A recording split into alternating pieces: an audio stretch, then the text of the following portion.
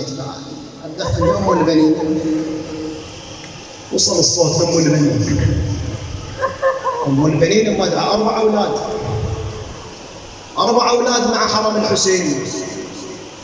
قدمتهم، وصل الخبر لأم البنين، قالوا لها يا أم البنين رجعت حرم الحسين.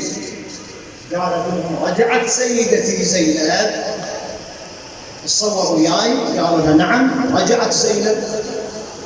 اجت أم البنين معصبة محزمة محدودبة الظهر، بيدها عصاها، جاءت تتكئ عليها.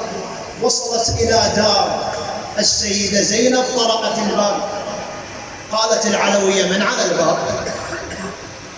قالت لها رجعت سيدتي زينب. قالت لها اي رجعت، ولكن ما تقبل امرأة تدخل الا من فقدت عزيزا معها في كربلاء خوفا من الشماتة. قالت لها انا اسالها، قالت لها قولي لها انا شريكتكن في العزاء.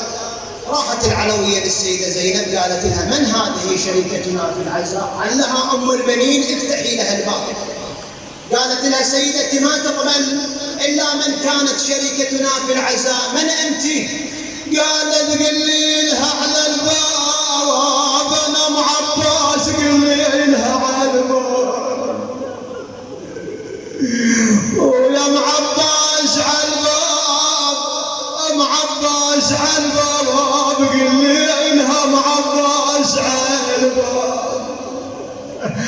يما والفاجد أحباب وأنا ما راح وفاجد أحباب. فتحت لها الباب، شافت زينب تعبانة كلها تراب، شافتها من بعيد، صاحت أم البنين وولداه وحسينا. زينب شافت أم البنين نادت وأخاه